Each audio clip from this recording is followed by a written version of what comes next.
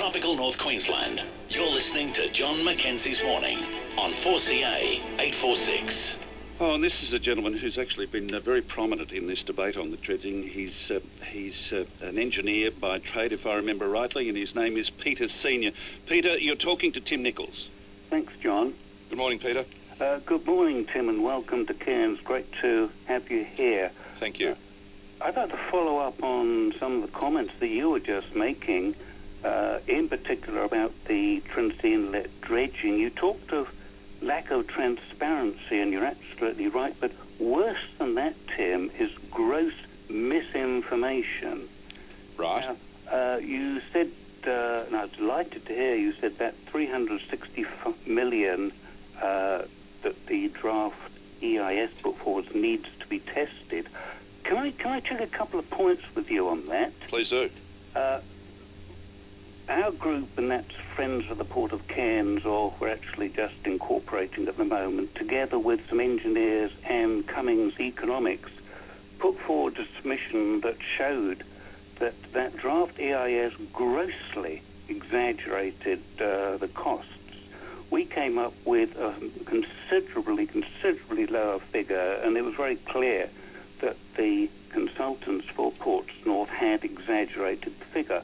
We can't say exactly what it would be. It could be, if they developed over there, it could be anything from 0 to 100 million. But your point, it needs to be tested. And in fact, we've put forward a draft terms of reference for a new project that would do exactly what you say, bearing in mind that Ports North spent the best part of $5 million on their consultants getting information. But there's another parallel point, if you'll excuse me. Yep. No, go ahead. Very interesting. Tim, as John just said, this point of quote-unquote environmentally sensitive, we suspect that this is being used as a bit of an excuse for not putting the dredging spoil on land at East Trinity. Now, this has been going on for well over 20 years. That's a group of probably well-meaning but very extreme Greens who've been saying they want to restore the wetlands on the southern area at East Trinity.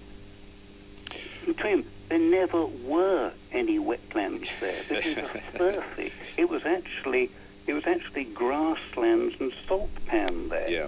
Now, there would be no environmental problem whatsoever putting that spoil at East Trinity. Well, Peter, I think you make a number of really good points there, and it goes to what we were saying before, and that is just dismissing the draft EIS without any further investigation, without allowing any further community consultation, public submissions, simply saying, as a government, as this government has, as Curtis Pitt has, we're not going to proceed any further. We're not going to test any of the assumptions. We're not going to ask for any submissions in relation to it, and we're not going to put any money aside to pay for it, I think dismisses the very real and valid points that you've made. Whenever, as a government, governments receive these sorts of quotes and costings, one of the things you do need to do is very much test the assumptions. Consultants are all well and good, but you do need to test the assumptions, and I think that's something that hasn't been done and hasn't been allowed to happen. And that's both bad governance and bad for the region. So I think you make some very good points.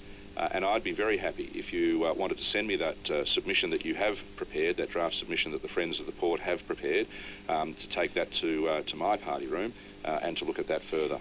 Certainly, thanks very much. I'll do that within the hour, Tim. Another thing you might find of interest, I don't know whether you know, next Wednesday, the 29th of July, there's a public hearing for the Infrastructure Planning and Natural Resources Committee, and our group is giving a presentation at that hearing. This is at Ridges Esplanade Resort. It's between 11 and 1 o'clock in the Golden Palm Room. You might find it useful to have one of your representatives there to hear what's been said, and I'll also make sure that the submission, which in fact Bill Cummings of Cummings Economics is presenting on behalf of Friends of the Port of Cairns, I'll make sure that is sent to you. If you can, Peter, we will have representatives actually sitting on that committee. So there'll be members of the LNP sitting on that committee. It's a joint party committee.